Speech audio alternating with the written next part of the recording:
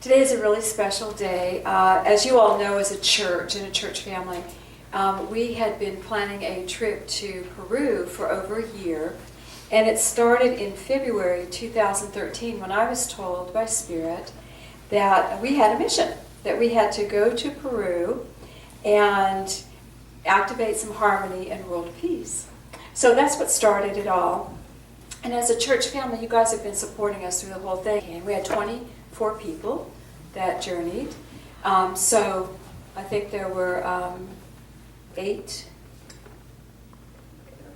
16 from here, and then 8 of our friends went with us. So it was a beautiful experience. And while we were there, we had an opportunity to go to a little small town called Willock, where we got to work with the children. We were working with the children. They were painting these mats. And I'm helping this one little fellow. I had 2 little guys, and they don't speak English, but, I'm communicating, And I said, do you know why don't you draw a plane on your little mat? They're drawing their mats of their future. And I said, draw a plane. Do you ever want to come to America? They live in America. How silly am I? They are in South America. They're our friends and family. What am I thinking? And I thought, what a perfect day for us to share some of our spiritual experiences, but our 4th of July Sunday, where we are so free. We love our country. We love our neighboring countries. We love everybody in this world. So many of us had some very interesting spiritual experiences, so we wanted to come and share that with you today. When I was over there, I asked Spirit to give me some phraseology that would give me a summarization of our trip. And I put it in a newsletter, and this is what they said. In a day, the heart can open to 1,000 possibilities it could not see before. We have had such a day. So Charmaine Scruggs is going to open us up. So Charmaine, come and share with us. Good morning. Good morning. Well, my story starts on the second day. We got into Peru, and then we flew from there to Cusco.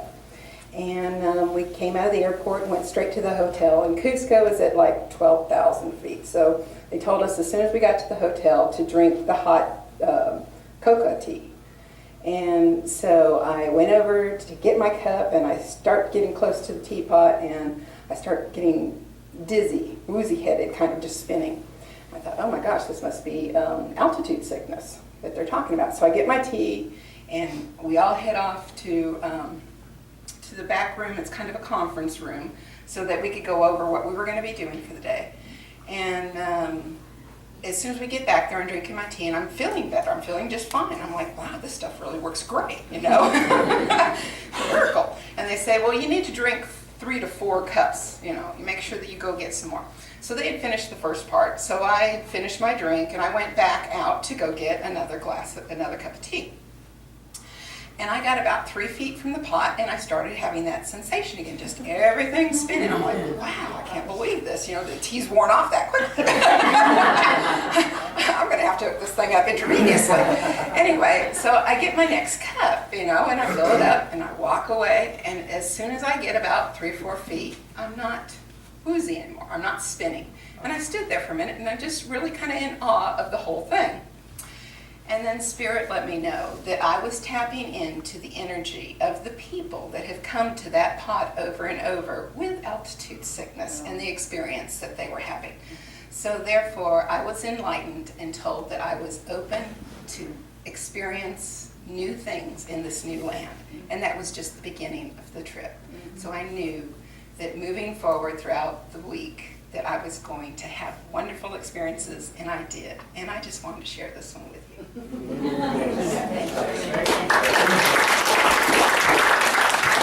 So we all had different levels and different personal experiences, different universal experiences, and now Doug Wright is going to come and share his experience with us. Good morning. Good morning. This mic isn't in your way, so you guys can see me okay? You want to borrow a heel? Yeah. I tried to take some notes, which I always think is funny when you're doing a spiritual talk, but when you get moved, because I called Cindy yesterday too, and I said, I know what happened, I know what's there, but right now I've got nothing. I mean, I am drawing a blank. There isn't anything. And she's, just go with it, pray, it'll be okay. And it is, it always is. But getting nervous because we take it onto ourselves that, we're the ones doing this. And that was part of Machu Picchu, is that I learned that I'm not doing it. I'm supposed to cry at the end. So 3 to 5 minutes is what she wanted us to talk, and I started thinking about when you knit the fabric of your life together, what brings you to where you are, why I'm standing here, what we go through. And I have sat with Cindy before too, and she's explained the fabric, that how everything is woven together. And so years ago, I talked to a gentleman who put a trip together for Machu Picchu. I wanted to go ever since I was littler than this, right? I wanted to go. It's like, gosh, I want to go to Machu Picchu. It's not time. So anyway, I talked to this gentleman because now that I'm older, right? And it's like, oh, I want to go to Machu Picchu. Anyway, okay. And that's how I cover nervousness, right? So I call this guy. He's got a trip together, and sounds like a fantastic thing. They're even going to get to spend the night at Machu Picchu on top in the ruins. And it's like, oh, fantastic. And I go, so I'm talking about all these things, and there's a lot of problems. And he said, you know what? He said, maybe Machu Picchu isn't for you right now. He said, your power place is right where you are. Don't go to Machu Picchu to try and fix anything, to try and take care of something that's going on, because there were a lot of things that have happened in my life. And he's like, look, first of all, you have to be good. Don't think you're going to, put your family at risk, spend a lot of money, go to Machu Picchu, because it's not going to help you unless you're okay where you are, unless you can live in the now, be in the present moment, to really recognize everything that's happening in your life. And so I thought with it, sat with it, thought about it, prayed, and it wasn't time. It wasn't time for me to go. And so that's part of that fabric. If I could have a whiteboard, this would be up here in this section, right? Because Machu Picchu's down here. Now, the other section that comes together is my mother and my stepfather. When I was 16, I just was an angry kid. And this man didn't measure up to my dad at all. And we got in fights, and a lot of trouble, things going on. And they asked me to leave home. Politely, I was kicked out. So 16 years old, and I've never been home since. But over the years, as you grow, there's things that you come to appreciate with people that you never thought you could appreciate in your life. And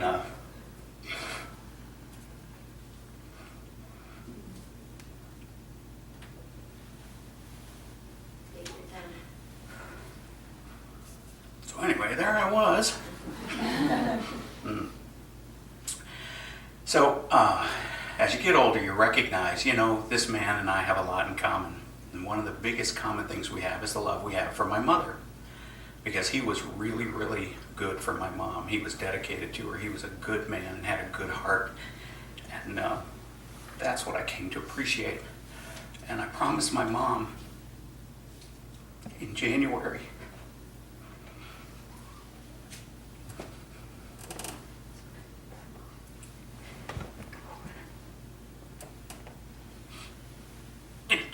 she was dying. And I told her that, promised her more than anything, that we'd take care of John. Because John, she was the caregiver for John. And he just, he'd been fading and wasn't doing well. And the big thing for her was, please, just take care of this man. And I'm thinking, here's a guy that kicked me out of the house that I couldn't stand. And when I'm trying to explain to him what's going on with Mom, you can see those moments of clarity. And this man's shaking, and I never thought he could break my heart. I never thought he'd be in my heart. And so when Mom passed, I set up a place for John to go. And the past 6 months of his life, he lived nicer and was better. I did everything I could above and beyond because I wanted this man to know that we loved him and cared for him, because he was, throughout his life, when he was aware, certainly gave my mom the best years of her life, and she deserved that more than anything. So before we left for Machu Picchu, I get a call, and John's very sick.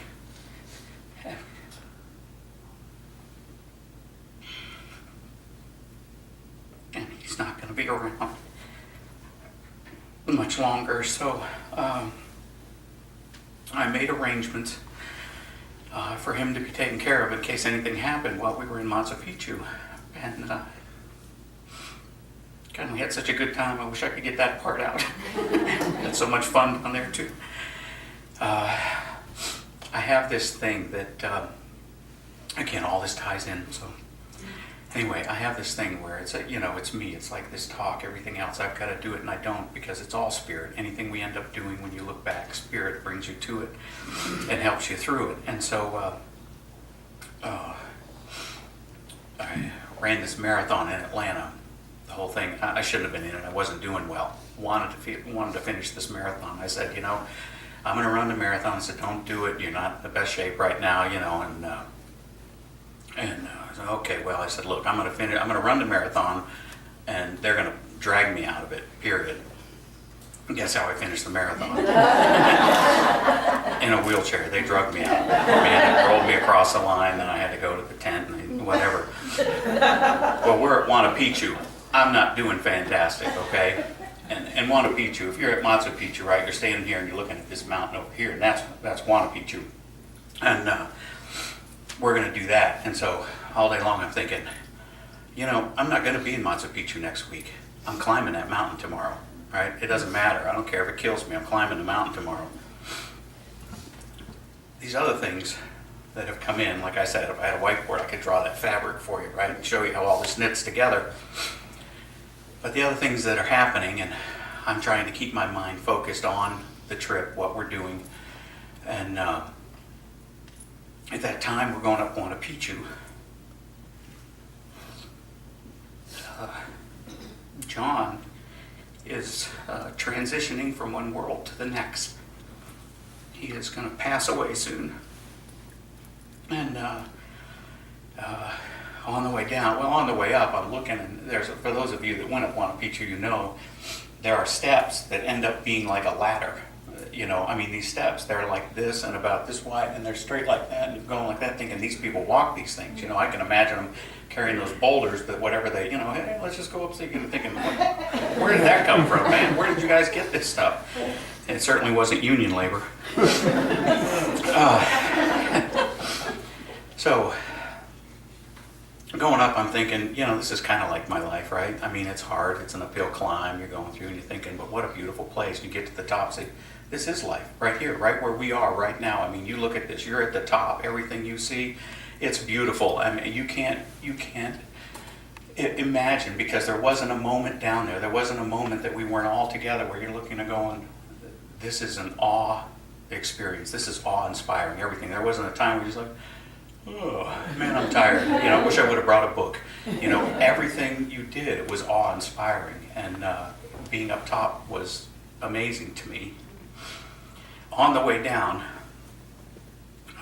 we're going down, and I could feel my legs going too, because I'm shaking like this, and I'm trying, and unfortunately the nice ladies that helped me aren't here today. And that was funny, because I always stayed back, make sure everybody was okay, and they were back there helping me now.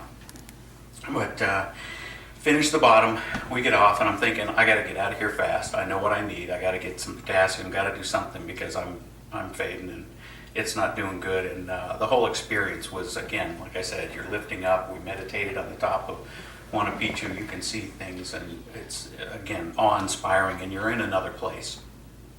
Well, when I come down, the last thing I did was I looked at two of the guards, and I looked at them and I said, I said, awesome place, but you guys really ought to do something about, when we come off of Machu Picchu, you ought to find an easier way for us to get out of here. And right at that moment, because I'm laughing, I'm a smart aleck anyway, I started laughing, for telling it, and my legs went just like that. Whoa. And I went like this, and I grabbed a hold of this stone wall that was there, and I'm going up the stone wall, and I can hear Jana behind me, and she's going, Doug, they're asking you to stop. And they're going, Senor, and he goes, they're talking to you, Doug. I can't stop. If I stop, I said, this is only going to get worse. I got to get out of here. And I'm going up this stone wall, and sure enough, down I go, and so I'm laying there. These guys, Senor, and they're trying to work on my legs. I said, it's cramps. It's my legs. I'm not going to be able. You can't do it. You want us to call a medic? I said, no. Can you guys help me just get to the bus? So they picked me up and helped me out and got to the bus, and it was pretty bad from then on. But again, it's that attitude of I'm going to do it, and I'm going to get through this and everything like that, where the reliance on spirit is kind of at times you're in the material world. Understand, I trust God. I trust that my higher self is going to deliver me through these things, but there are those moments like that where learned behavior comes in. It's like, I'm going to do this, and if it kills me. So fortunately, I've only gotten close. And then my lessons learned, it's like, thank you. So I don't need to know that anymore. So we get out, we go back to Cusco, and again, everybody is so wonderful, because at this point, I'm over medicated. It's wonderful getting Reiki in addition to all the natural drugs. So it was good.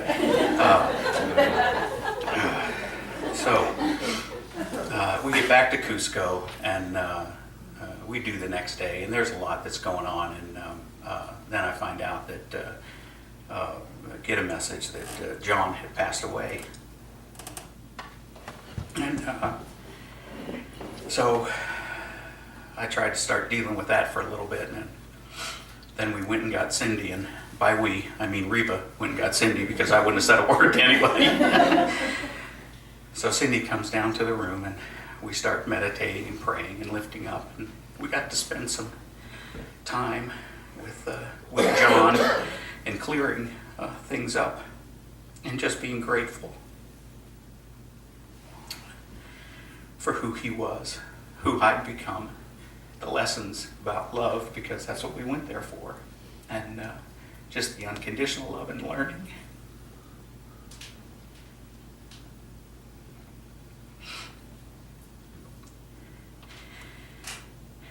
The point of being in Machu Picchu at this age and stage of my life, I wouldn't have been aware earlier. The guy I talked 2 years ago was right. I mean, it's not time. And we do things in the time we're supposed to, and the lessons that we learn, to be open and to receive. And to be able to come to the knowledge that, in this lifetime, I don't need adversarial relationships. That the point of getting hurt was a release of letting things go. What a better place to fall. What a better group of people to be with to take me through that. And again, we did all kinds of things and saw all kinds of stuff with the Incas and what they went through and everything. But being in Machu Picchu, being able to touch that spirit and that energy, and just the spirit of the unconditional love, was just a wonderful gift. It was an eternal gift, and I'm forever grateful for that. I know John is too. And I know Mom's very appreciative that I made a promise and I kept it. So thank you. Thank you, Cindy, and thank you all for bearing with me there. I appreciate it. If I'll just kind of share a little bit about what happened at Machu Picchu. So we're at Machu Picchu, and a group of us decided we're going to climb the mountain Huayna Picchu, and it's like 3,000 meters higher than Huayna Picchu. So I had gone to Peru. It was a spiritual journey from the moment we got on the bus to the parking lot, and I take some crystals, and I was going to give back to Mother Earth. We take so much from Mother Earth. So anyways, the night before, I gave Cindy some crystals because she was going to go to the Sun Gate to do her spiritual work, and I was going to go up to top of Huayna Picchu and do some spiritual work there. So we took our little group, and I had all those 8 other people and a couple of interquesters to connect with. And so we got ready to go over there, and then so I said and talked to them a little bit like what we're going to do with these crystals, and they weren't really aware of a lot of things that we do at InterQuest, but they were open to it. And so we got in a big circle, and I gave a crystal to, we had one young man that was 22, and I designated him as being the young male action figure for the New Age. And there was one young lady who was 22, and I made her the feminine action figure of the New Age. He was from Georgia, she was from Georgia Tech. This is cool. And was an older lady Spirit had guided me to give her one of the crystals to, and then I took one. We did a circle. We all had hands, and we held those crystals in our right hand, and we sent that love around the circle and really connected, and then Spirit just flowed through. And what we're really doing, charging those crystals with that love of mankind at this moment in time, to be able to take that next step in our Christed evolution on planet Earth. And it was real powerful to just feel that energy, and those crystals were just radiantly hot when we got done that meditation. And then we began our journey. And then along the way I said, whoever has the crystal, wherever you're guided, I want you to take that, say a blessing, another prayer, and bury it into Mother Earth. Bury it into that mountain so that that battery of love can just be our gift to Mother Earth, the mountains. So we headed up the mountain, and like this, it's intense, but it's doable. So y'all can do it if you want to.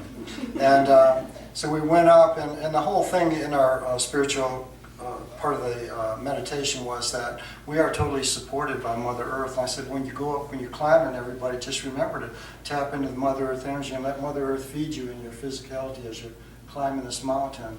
And I said, and remember to breathe. Just keep breathing. Breathe in that Father God energy, and that's going to also give you the support to continue the journey, keep climbing up. Noel and I ended up walking together ourselves. It was a wonderful journey, and we just took our time, and we would just tap into the energies and be supported all along the way. It wasn't as tiring as it could have been. We got to the top. We did our meditation up there, like Doug said, Cindy and Jana and Doug, and then we connected with Spirit of the Mountain, Spectrum of God, and connected with Cindy's group. They were, miles across the horizon on another mountaintop. To kind of connect that feminine energy, that masculine energy, to allow for greater balance to be established on our Earth, so that we can begin to work together to really create the world that we came to create. It was a powerful, powerful time together. It was easy to work with Spirit, this consciousness. And then when I got ready to come down, I didn't put my crystal right at the top. I came down a little bit, and there were some boulders and everything. I was like, this is where it goes. So I was just waiting. I just went in there, and I dug a hole and planted in, set another blessing on it. But we all have the capacity to participate in this life on planet Earth. Just taking time to breathe a little bit, being aware of how loved and supported we are all along the way. We take so much from Mother Earth. It's not that hard to give back. We take so much from Father God.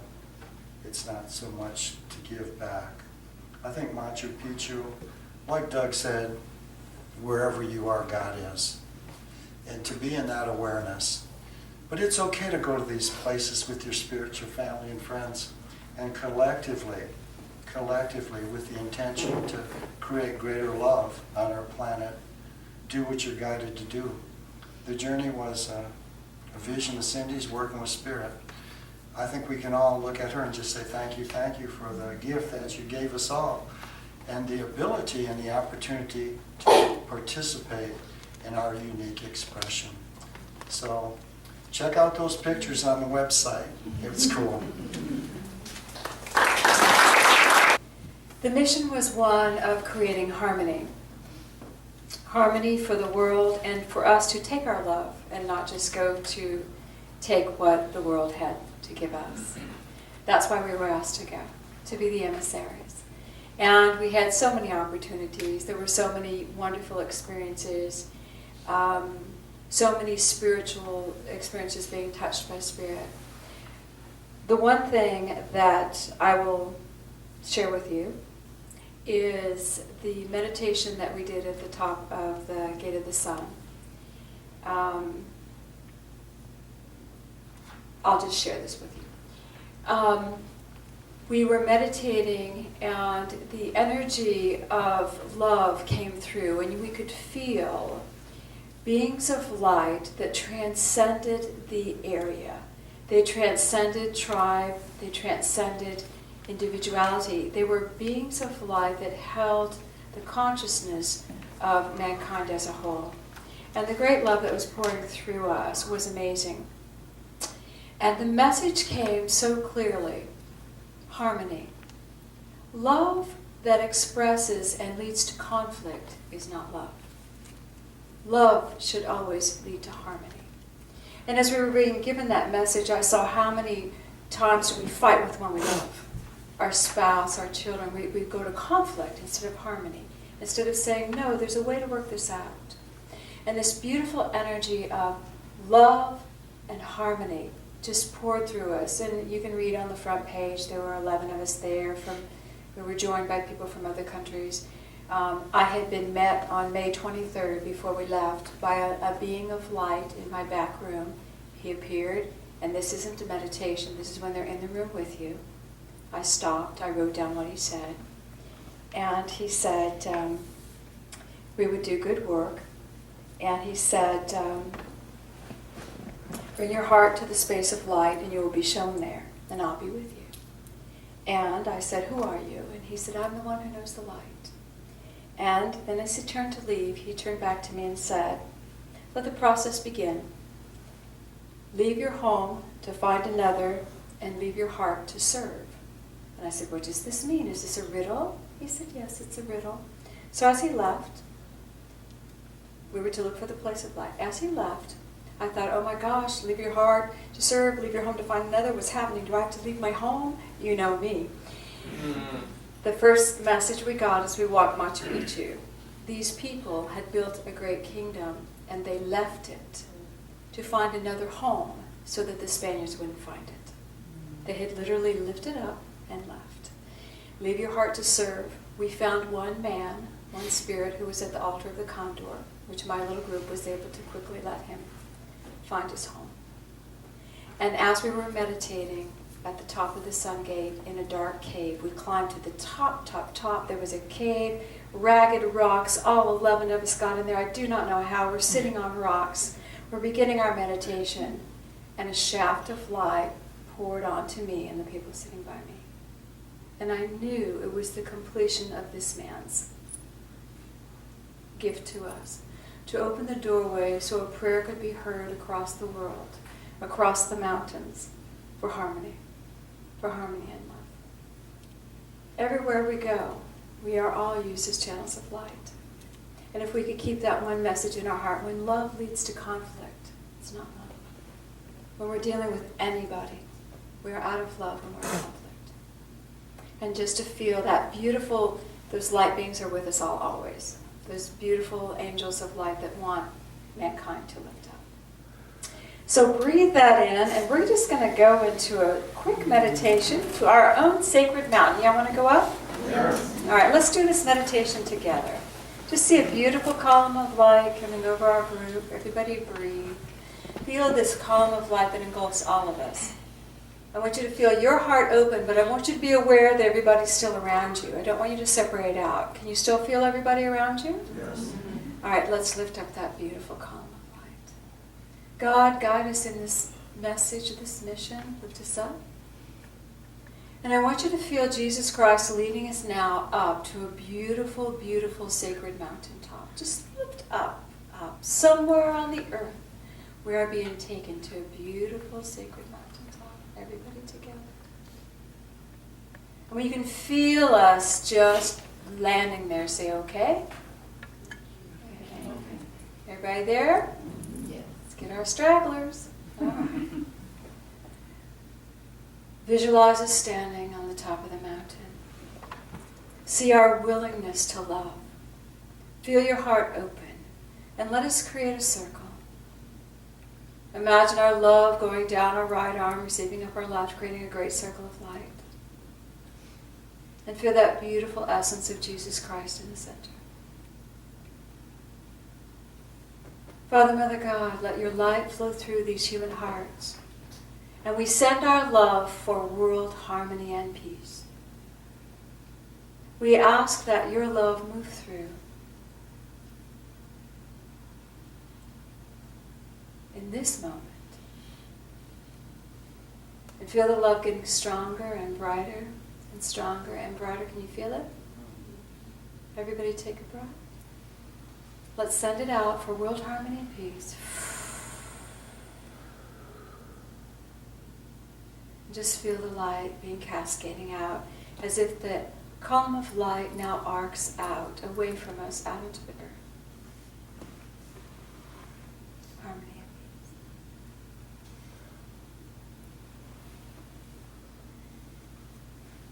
Feel the calm, and in your heart,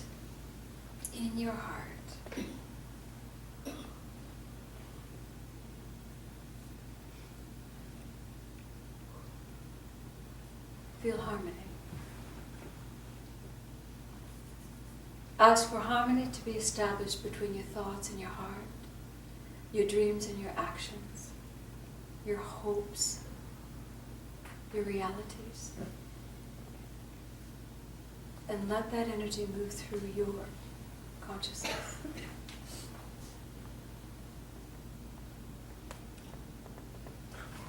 Feel the love surrounding us all. Let's lift up again. Everybody lifting up, back into the column of light. And just very gently, we're going to begin the journey back. Gently coming back until we are all descending back into this room. And when you feel back in your body, say, okay. Everybody. Father, Mother, God, bless all who are here. And let us truly take in the consciousness of internal harmony becomes external harmony. And let us be gifted with peace. We love you, God, and we thank you so. And so.